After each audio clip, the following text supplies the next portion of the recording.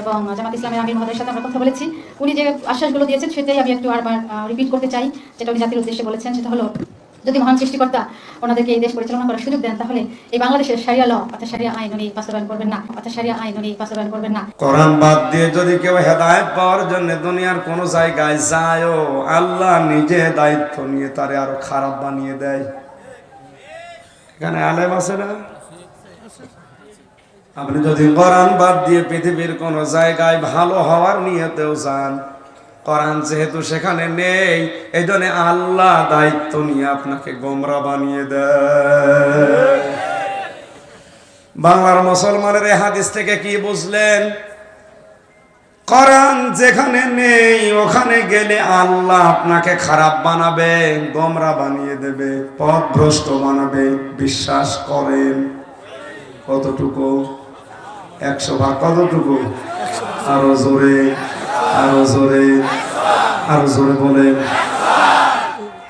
সবাই বলেছে? তাই আজকের এই ময়দানে কোরআন আমি মাথায় নিয়ে বলছি, যেখানে কোরআন নেই ওখানে আমরা যাব না। যেই দলে কোরআনের কর্মসূচি নেই, যেখানে কোরআন চলে না, যে দলে আল্লাহু আকবার স্লোগান চলে না, সূরা মুদ্দাসসির, ইয়া আইয়ুহাল মুদ্দাসসির ফাআনযির ওয়া রাব্বাকা ফাকাব্বির। আপনি তাকবীর দেবেন কার নামে? আল্লাহর নামে। আর হাদিস হচ্ছে, যেখানে কোরআন নেই সেখানে ভালো হওয়ার নিয়ত থাকলেও সে গোমরা হবে। সুতরাং যেই দলে কোরআন নেই ওখানে যদি আমি থাকি আমাকে খারাপ বানাবে, আমি ওখানে জেনে শুনে আর যাব? কোরআনের বিচার ব্যবস্থা না থাকলে হাজারো অবিচার হয়, তার প্রমাণ আমি নিজে দেখে এসেছি। এখনো পর্যন্ত 100 জনের 70 জন কিছু জানেই না কেন ছেলে, কিচ্ছু জানে না, আন্দাজে জেল কাটতেছে। সুতরাং আমরা ন্যায় বিচার যদি এখনো পর্যন্ত দেখতে চাই, কিসের বিচার লাগবে? 50 বছর বহু মানুষের তৈরি করা আইন কানুন দিয়ে বিচার দেখেছি, এইটার বিচার ব্যবস্থা দেখতে বাকি আছে। বলেন বলেন, এটার বিচার দেখতে আমাদের এখন বাকি আছে। এটা যদি দেখতে পারতাম জীবন শান্ত হয়ে যেত।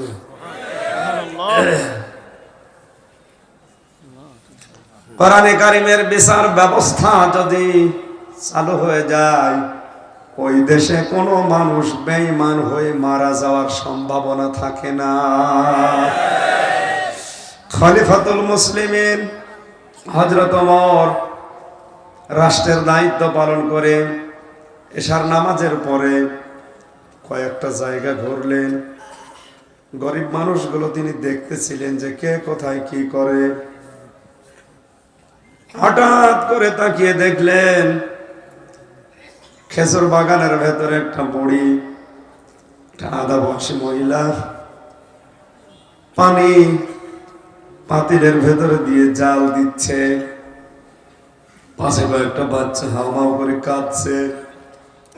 জিজ্ঞাসা করলেন, মা, এত রাত পর্যন্ত সন্তানদেরকে খাবার না দিয়ে আপনি এ কান্নাকাটি করান, জুলুম করছেন, এদের উপরে অবিচার করছেন কোন কারণে? মেয়েটা বলে, কে আপনি? আপনাকে চিনি না, আপনি আমাকে অবিবেচক বলতে পারেন না, বাস্তবতা তো আপনি জানেন না। আমার স্বামী শহীদ হয়ে গেছে জিহাদে, আমরা এই এলাকার লোক না, পাশের এলাকার লোক। আমি এসেছিলাম খলিফাতুল মুসলিমিন হযরত ওমরের দরবারে কিছু সাহায্য পাওয়ার জন্য। প্রতিমধ্যে সন্ধ্যা হয়ে গেছে, এজন্য আমি আর বাইরে যেতে পারি নাই, এখানে তাবু টাঙিয়ে আছি, সকালবেলা যাব। খাবার আমার আর কাছে কিছু নেই, সন্তানদের পেটে এত ক্ষুধা, এদেরকে খাবার খাওয়াবো সেরকম ব্যবস্থা আমাদের নেই। এই জন্য হাঁড়ির ভেতরে পানি দিয়ে জাল দিচ্ছিলাম, আর এদেরকে মিথ্যা সান্ত্বনা দেয় যে খাবার হয়ে গেল, আর একটু সবুর করো। আল্লাহর কসম, আমার পাতিলের ভেতরে কোনো খাবার নেই। হযরত ওমর বলেন, আমার মাথা যেন আকাশ ভেঙে পড়ছে। জলদি করে বাড়িতে চলে গেলাম। বাইতুল মালের খাজানচি যিনি দায়িত্বে আছে আসলামকে ডাক দিয়ে বললাম, এই বস্তার ভেতরে কিছু তরি তরকারি, আটা, রুটি এগুলো ভরো। বস্তার মুখ বেঁধে বললাম আমার মাথায় তুলে দাও। আসলাম ডাক দিয়ে বলে, খলিফা মাল বহন করার জন্য তো আমি আছি, আপনি কেন বোঝা বহন করবেন?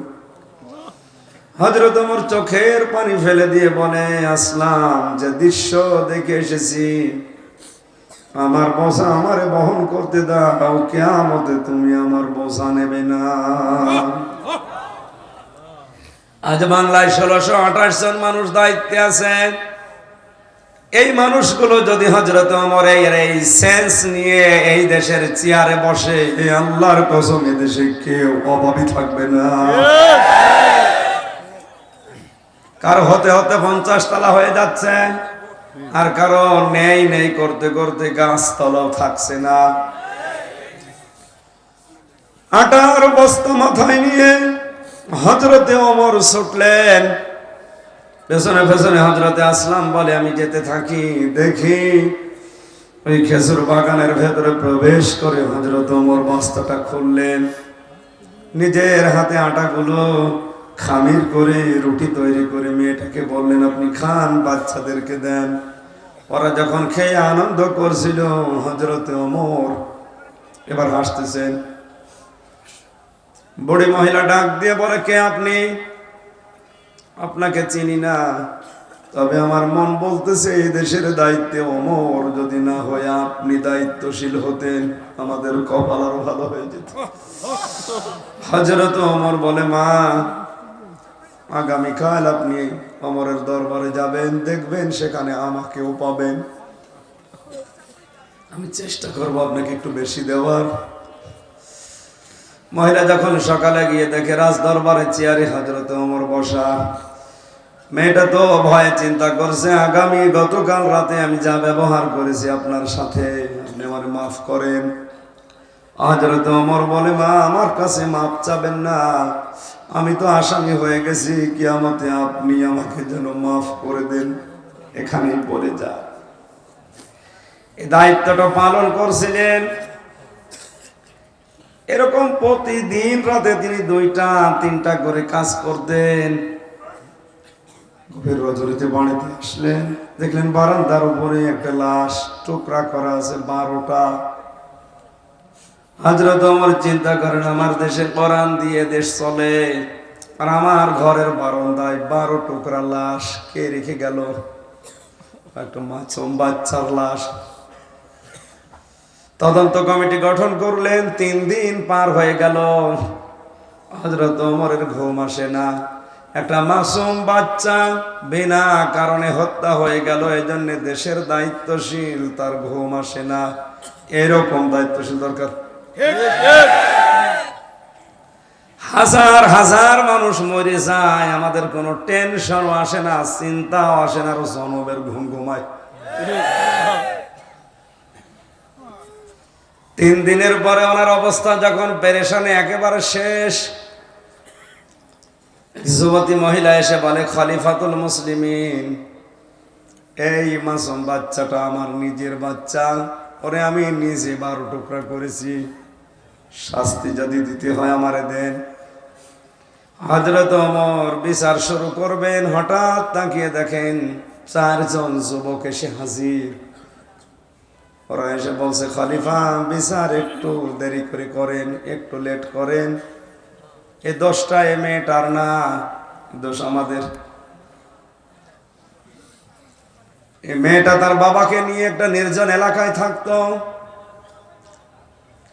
আমরা শিকারে গিয়েছিলাম, শিকার না পেয়ে নেশা দ্রব্য যেগুলো এগুলো আমরা সেবন করেছিলাম গোপনে। এই মেয়েটার বাপকে বেঁধে রেখে তার সম্ভ্রম আমরা হানি করেছিলাম জোর করে। মেয়েটা গর্ভবতী হওয়ার পরে মনে হয় এই সন্তানটা দুনিয়ায় এসেছে।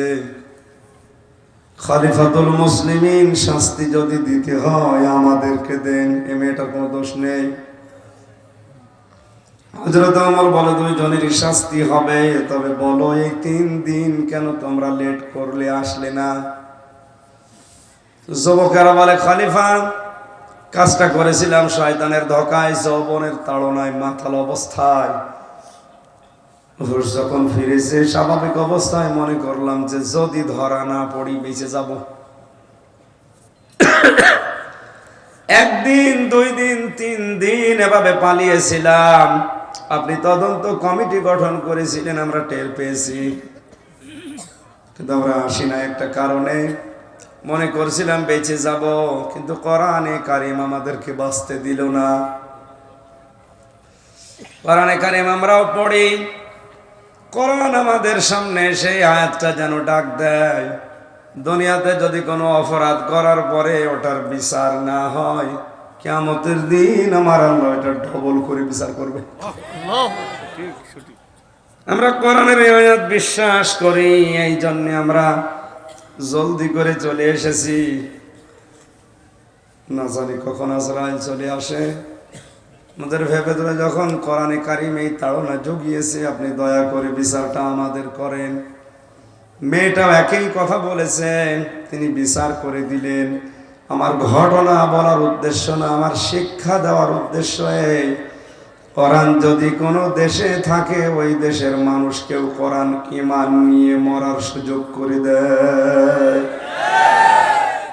আমরা যদিও গুনাহগার, গুনাহ আমরা করবই, নফসের ধোঁকায়, শয়তানের জালে, যৌবনের তাড়নায় গুনাহ আমাদের হবে, কিন্তু আল্লাহর রহমতে কোরআনের সমাজ যদি এদেশে কায়েম হয়ে যায়, কোরআন দিয়ে যদি রাষ্ট্র চলে, এই কোরআনই আপনাকে বাধ্য করবে তওবা করে মৃত্যুবরণ করাতে। এজন্য কোরআনের বিচার ব্যবস্থা থাকলেও অবিচার হওয়ার সম্ভাবনা নেই। আমার দায়িত্ব, আমি যদি হেদায়েতের উপরে থাকতে চাই, আল্লাহর কসম আমাকে কোরআন দিয়ে মানুষকে ডাক দেওয়া লাগবে। এই জন্য যত বাধা আসুক, যত ঝামেলা ষড়যন্ত্র সামনে থাক, মরণের আগ পর্যন্ত হেদায়েতের উপরে থাকতে হলে আমাকে কোরআন দিয়ে ডাকা লাগবে। আমি বাবার জীবনী দিয়ে ডাকলে আমি কিন্তু ছিটকে পড়ে যাব। কথা বলেন না কেন? ফাকাদ হুদিয়া ইলা সিরাতিন মুস্তাকিম। আর কোন মানুষ যদি কোরআনের ডাকে সাড়া দিতে পারে, মহান আল্লাহ তাকে হেদায়েতের রাস্তা নসিব করে দেবে। এজন্য আমাদের দায়িত্ব, মানিত্তাবাল হুদা বিগাইরিল কোরআন আদাল্লাহুল্লাহ। কোরআন বাদ দিয়ে যদি কেউ হেদায়েত পাওয়ার জন্য দুনিয়ার কোন জায়গায় যায়ও, আল্লাহ নিজে দায়িত্ব নিয়ে তারে আরো খারাপ বানিয়ে দেয়। এখানে আলেম আছে না? আদাল্লা ইউদিল্লু বাবে ইফআল, এটা নবী দল্লা দিতে পারতেন। মানিত্তাবাল হুদা বিগাইরিল কোরআন দল্লাহুল্লাহ। অর্থ বাংলা অর্থ হতো, কোরআন বাদ দিয়ে যদি কেউ হেদায়েত পাওয়ার জন্য দুনিয়ার কোন জায়গায় যায়, সে যেন নিজেকেই নিজে খারাপ বানিয়ে ফেলে।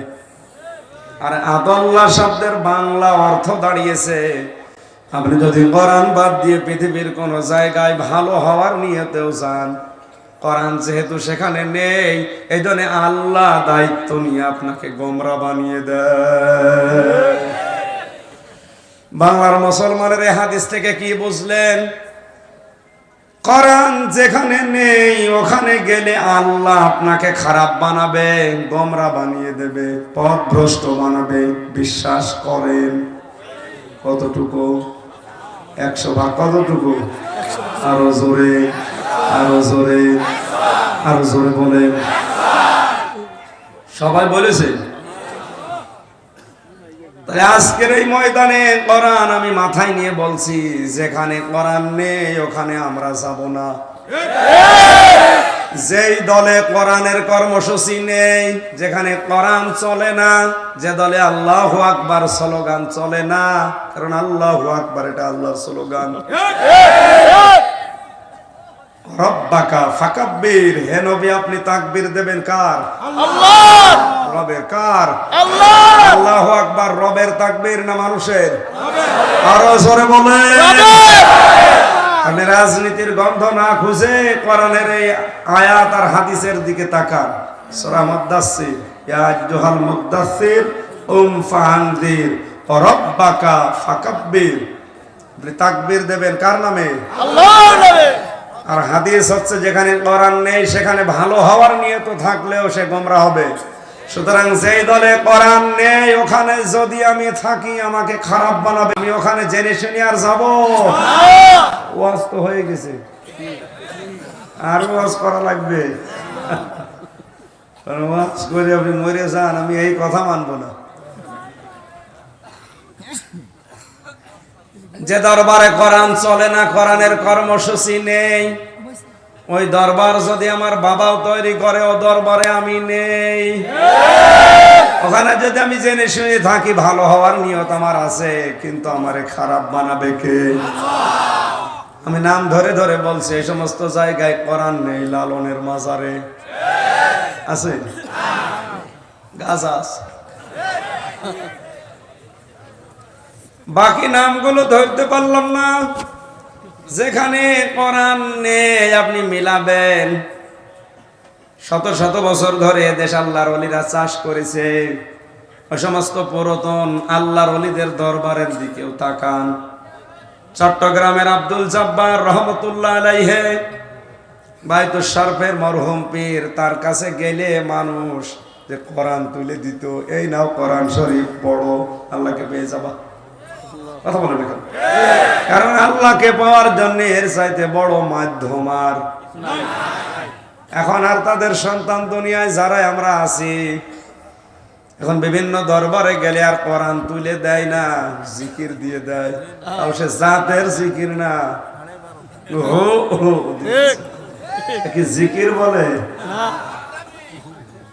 ইসলামে নতুন কিছু যদি কেউ আবিষ্কার করে বলে এইটাও ইসলাম, সে কাফের। এটা সূরা মায়েদার 3 নম্বর আয়াতের ব্যাখ্যায় আছে, আল-ইয়াওমা আকমালতু লাকুম দীনাকুম, আজকের এই দিনে আমি দিন পরিপূর্ণ করে দিলাম, কামেল করে দিলাম। সুতরাং ইসলাম পরিপূর্ণ, এর ভেতরে নতুন কিছু দেওয়া। বলেন বলেন, সে যে কোনো বিষয়ে যদি নতুন কিছু দিয়ে বলেন যে এটাও ইসলাম, সে জিকির হোক আর সমাজ রাষ্ট্র চালানোর ক্ষেত্রে হোক, ইসলামের নিয়ম নীতি সমাজে আছে না নেই? রাষ্ট্রে আছে না নেই? এই জায়গাগুলোতে ইসলামের নিয়ম বাদ দিয়ে নতুন করে কেউ যদি লেনিনের, কার্ল মার্ক্সের, মাও সেতুনের, আব্রাহাম লিঙ্কনের এগুলো নতুন করে ঢুকিয়ে বলে যে এইটাও চালানো লাগবে, সে কাফের। আর কারো ফতোয়া লাগবে? কারো ফতোয়া লাগবে। সূরা মায়েদার 3 নম্বর আয়াত। এজন্য কোরআনে কারীম যখন আমরা শুনতে এসেছি, বিশ্বাস করতে পারি যেহেতু কোরআন দিয়ে এখানে কথা হবে, এটা পুরাটাই সত্য কথা। আজকের আলোচনার বিষয় আমাদের জাতির পিতা, তার জীবনে যে 50টা পরীক্ষা আল্লাহ করেছিলেন, আমরা ধাপে ধাপে দেখি আমাদের সন্তান হিসাবে আমাদের জীবনও আসতে পারে। সূরা বাকারা 124 নম্বর আয়াতটা আমরা তেলাওয়াত করেছি। তাফসীর আকারে আমি কথা বলার চেষ্টা চালাবো ইনশাআল্লাহ। দরুদ আর সালাম পাঠ করছি মুহাম্মদুর রাসূলুল্লাহ সাল্লাল্লাহু আলাইহি ওয়াসাল্লামের প্রতি। কোরআনের প্রতিটি অক্ষরে যেহেতু 10টা করে নেকি পাওয়ার কথা আছে, জবান খুলে একবার যাদের জবান আছে পড়েন আউযু বিল্লাহি মিনাশ শাইতানির রাজীম। কিচ্ছু লাগবে। বিসমিল্লাহির রহমানির রহিম।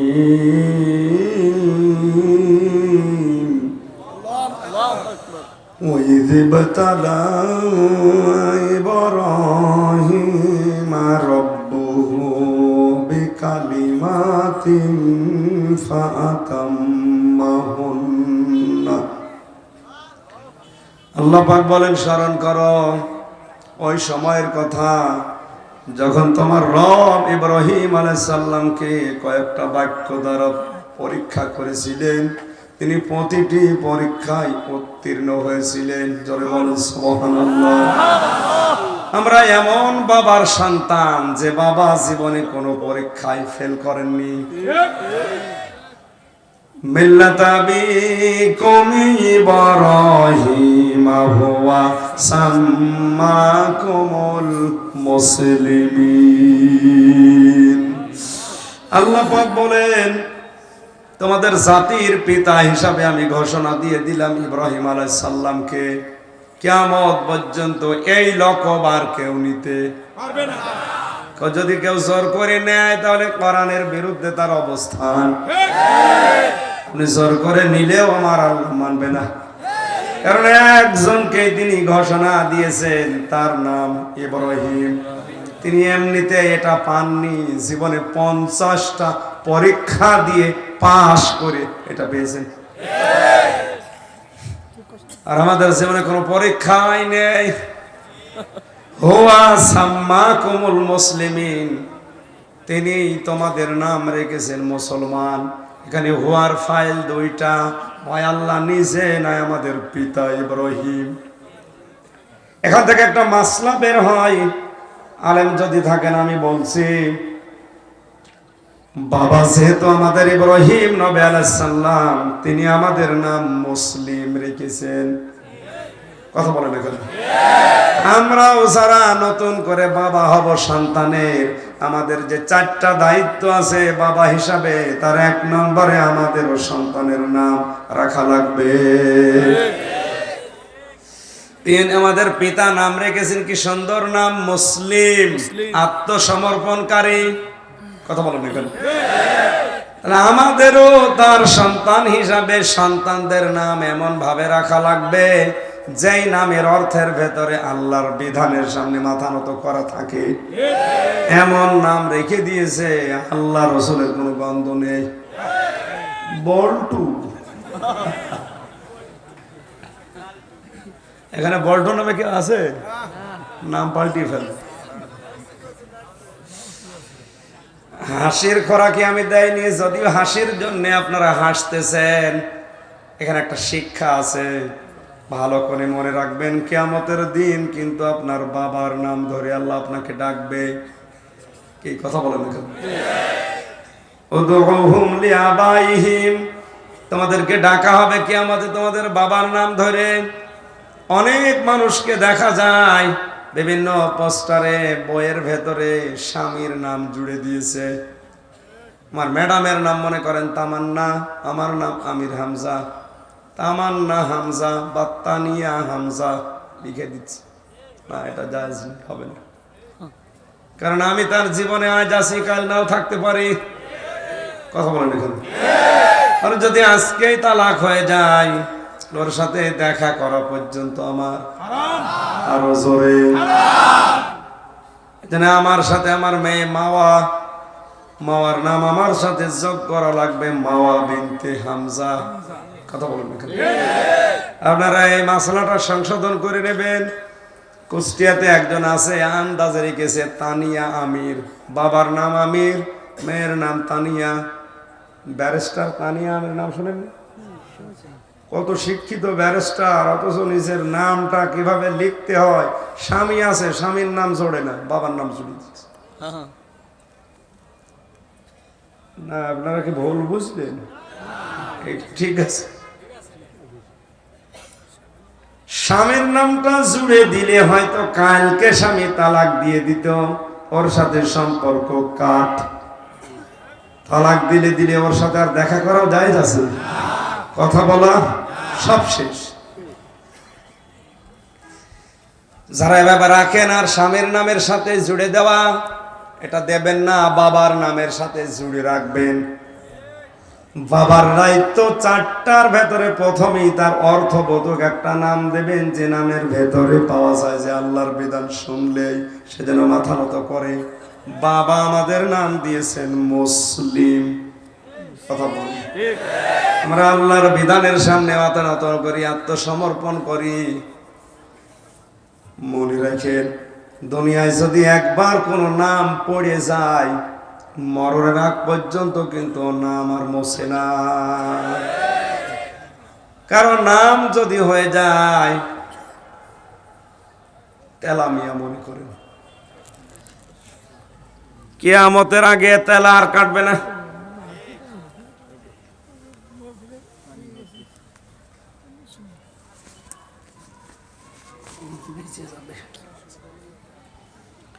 এখানে বৃষ্টি কুয়াশা এত বেশি হলে বেশি কেন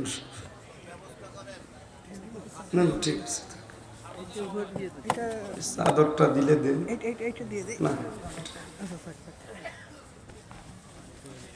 কার এই চাদর কার চাদর নেওয়া ঠিক হবে হ্যাঁ বাবা বাবা করো কেন বসে দেখো